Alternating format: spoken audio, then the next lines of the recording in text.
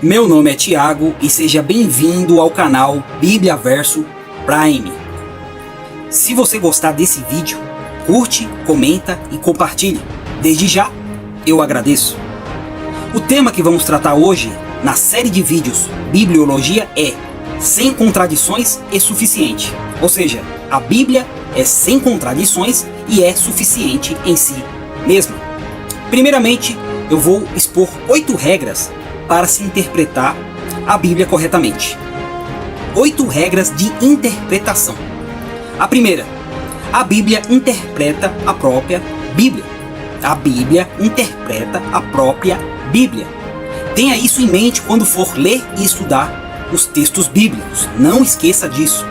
Segunda regra, a Bíblia não precisa de fatores externos para ser interpretada, pois, por ser a palavra inspirada por Deus, é suficiente em si mesmo para isso. Terceira regra, embora as áreas do saber humano, como a ciência, tanto a empirista ou naturalista, a história, a arqueologia, a filosofia, a religião ou as tradições humanas possam ter alguma utilidade ou algum valor, elas não têm autoridade para interpretar a Bíblia, a não ser que elas confirmem o que a Bíblia já ensina. Mas se contradiz, não serve, pois são falhas, contraditórias, duvidosas e incompletas.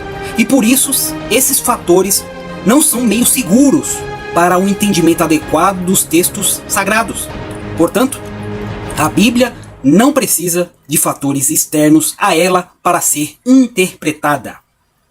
Quarta regra, a Bíblia interpreta e define a ciência, a história, a arqueologia, a filosofia, a religião, a tradição humana e não ao contrário.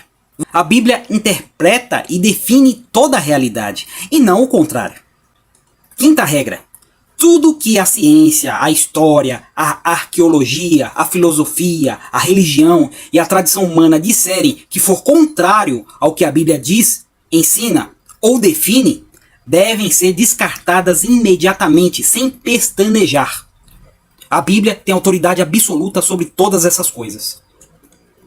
Sexta regra, um texto ou um versículo obscuro de difícil entendimento deve ser interpretado por outro texto ou versículo mais claro e de fácil entendimento, que trate do mesmo assunto ou que seja semelhante, pelo menos.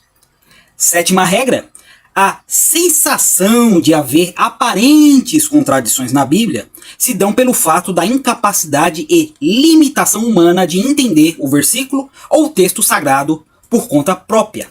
Ou seja, se você acha que encontrou alguma contradição na Bíblia, meu amigo, na verdade o problema está em você, de não ser capaz de entender a relação de um versículo com outro versículo, de um texto com outro texto, de um livro bíblico com outro livro bíblico. O problema está em você e não na Bíblia. E por fim, a oitava regra, somente a Bíblia, por ser um livro inerrante, sem contradição, inspirado por Deus, pode interpretar a si mesma e interpretar e definir toda a realidade. E só pela iluminação do Espírito Santo, o homem consegue usar esse método de interpretação do texto sagrado de forma correta e eficiente.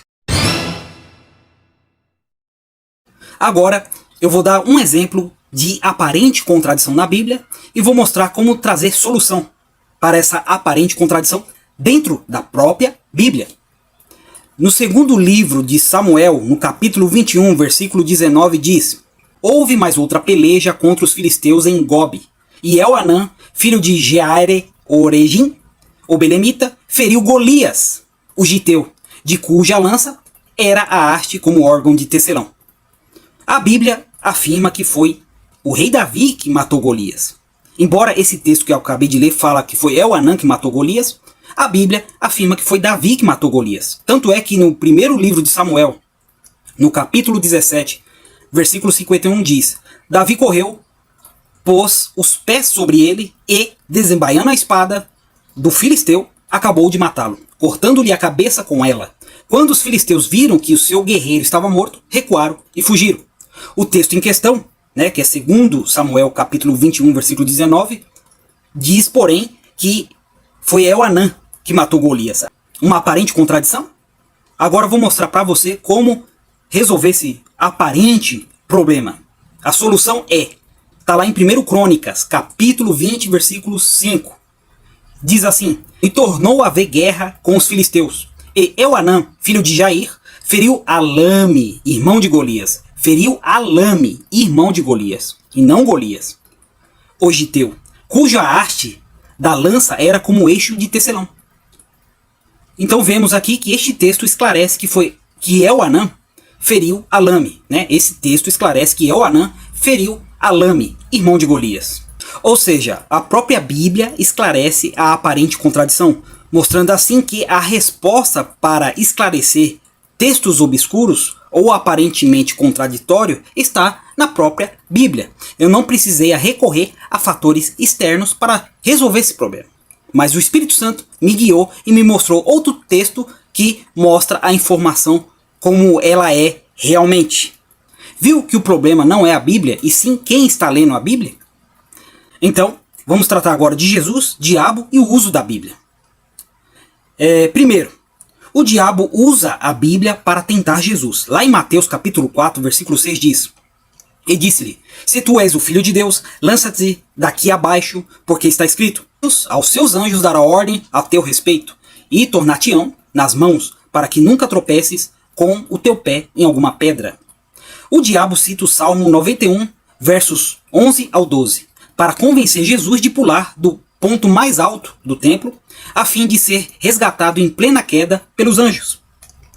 O diabo traz uma interpretação errônea de que os homens podem manipular Deus, como também desafiar Deus de acordo com seus interesses fora da vontade divina.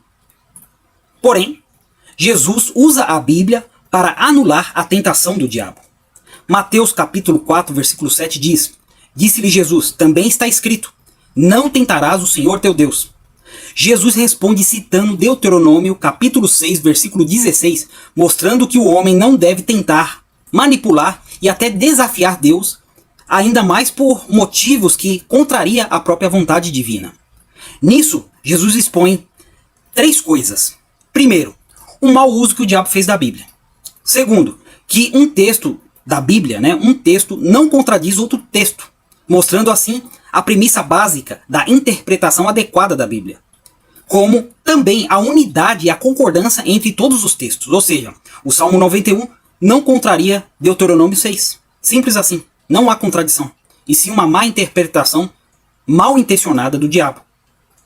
E o terceiro ponto que Jesus expõe com essa resposta, usando a Bíblia, diante de Satanás, é que não há contradição doutrinária ou teológica dentro da Bíblia. Inclusive, o próprio diabo, depois da resposta que Jesus deu para ele, não retrucou mais, admitindo assim o uso correto que Jesus fez da Bíblia.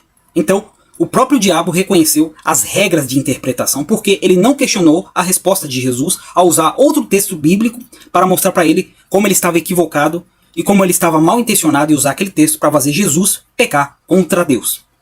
E a conclusão desse vídeo é a seguinte: a Bíblia não tem contradições. E o que parece contradição, na verdade, é prova da limitação humana de entender e interpretar a Bíblia sem a iluminação do Espírito Santo. A Bíblia não tem contradições doutrinárias ou teológicas. A Bíblia é suficiente porque não precisa de fatores externos como a ciência, a história, a arqueologia, a filosofia, a religião, as tradições humanas para ser interpretado, especialmente no que diz respeito às doutrinas bíblicas. E por fim, por ser a palavra de Deus, tudo o que a Bíblia diz, ensina, afirma, nega, ordena e proíbe é verdade absoluta. Pois a Bíblia é inspirada por Deus. A Bíblia é o juiz final de toda a discussão. Até o próximo vídeo. Tchau!